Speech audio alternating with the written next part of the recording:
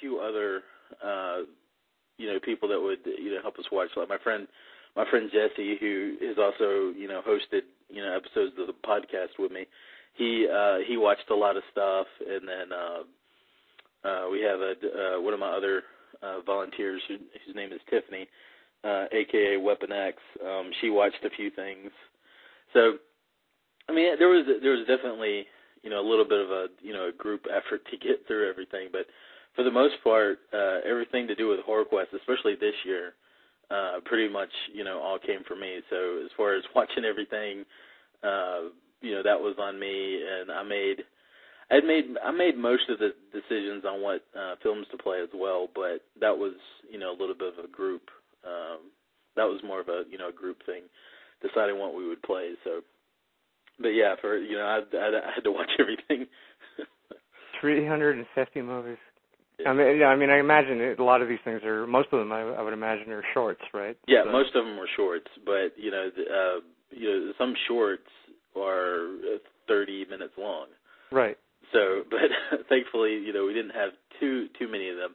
Most of the shorts were, between like 5 and 10 minutes, but still that can be, a bit of a chore sometimes.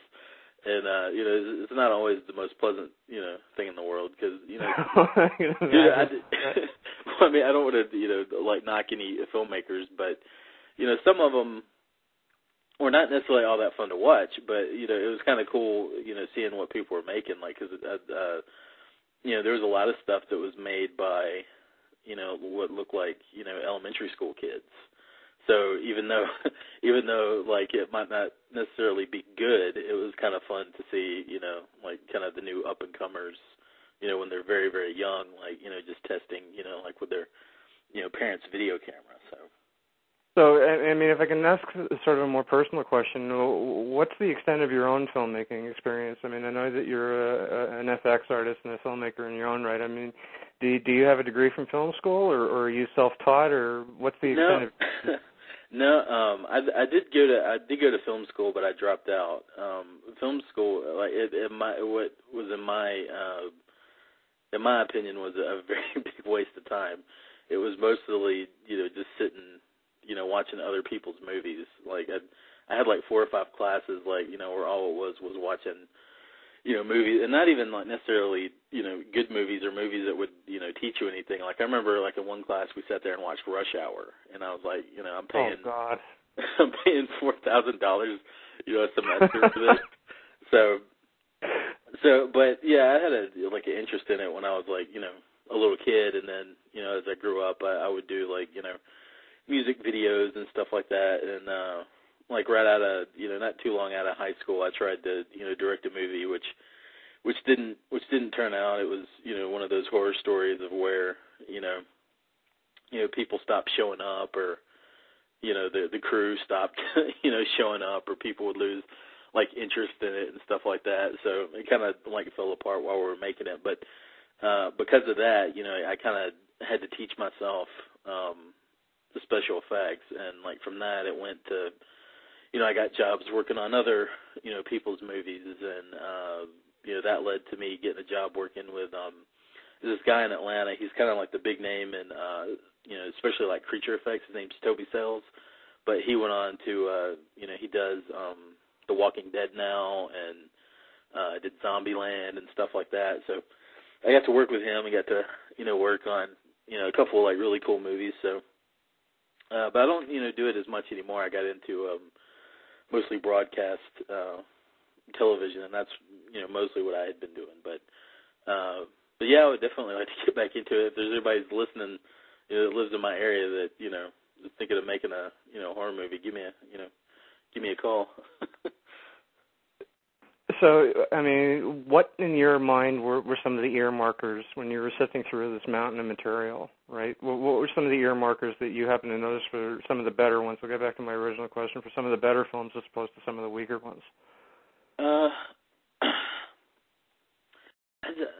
I think probably the thing that made most of them weak was, I think, acting. Even if, something had like a really good story, or it was kind of like a cool idea, a lot of time the acting would, not be very good.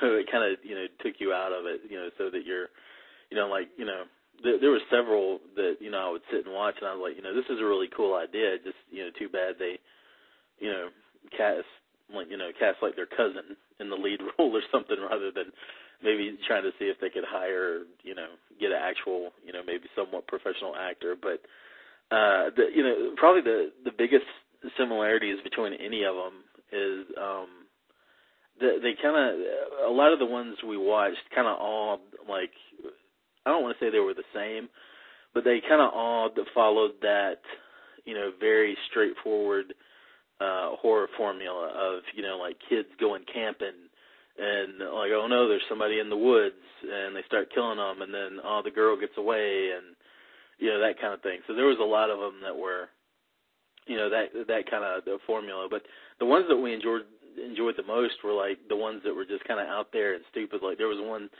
that was like about like chupacabras, and it was like really over the top and gory, and like it just went into like weird, like supernatural, like cannibalism stuff. And there was one about like a clown.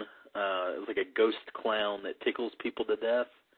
And like I thought that was pretty cool. So like most of this, there was definitely some some interesting stuff, but the things that kind of brought down most of the films were acting and not always being very original. There was a lot of like Friday the 13th kind of clones.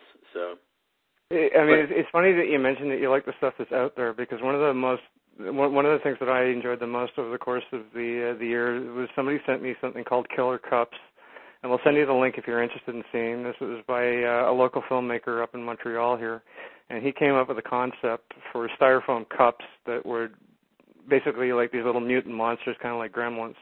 But each one of these things, and he took the time to make hundreds of them, each one with a different face on it, and it just really, really fall down funny.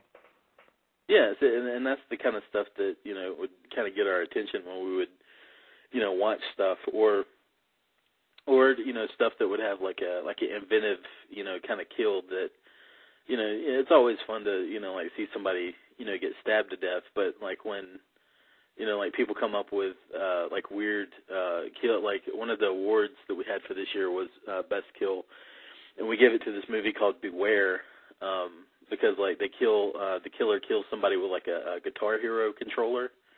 So okay. Just kind of like weird stuff like that. That really anything kind of outside the norm of what you would expect from a horror movie kind of always gets us going, and really stands out to us. So, but yeah, like stuff like that, like Killer Cups, like that would be something like that we would want to have submitted and stuff like that.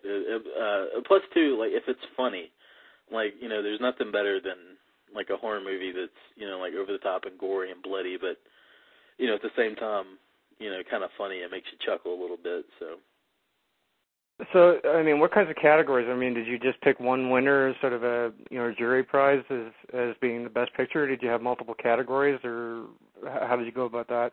Yeah, we had multiple categories. We might have more this year, but we had like best director and best, we call it best of Quest, which was like kind of the best, what we thought was kind of the best overall, and then we had like the audience award, which was like the film that we felt that the audience kind of enjoyed the most. And then we also had, kind of your basic stuff like, like best actor and, cinematography and, best director and stuff like that. So, but I was, in the years to come, I would like to try to, expand it out, to be like, just weirder kind of categories, but yeah, but it was, it was good. I'll ask you this much, straight up, who won the festival, and how did you decide on the actual winner? Like, what was it about that one that stood out? The winner for Best of Quest, God, what was it? Oh, it was Rage, and it was directed by this guy named Christopher Witherspoon, and we actually had him on, I think it was episode 5 of our podcast, and he's like really, really good, but the thing that kind of stuck out about the movie is it wasn't like the other stuff that we saw. It was kind of it was very Hitchcockian. It wasn't like in your face, and even though there was like blood in the movie, it wasn't like overly gory. So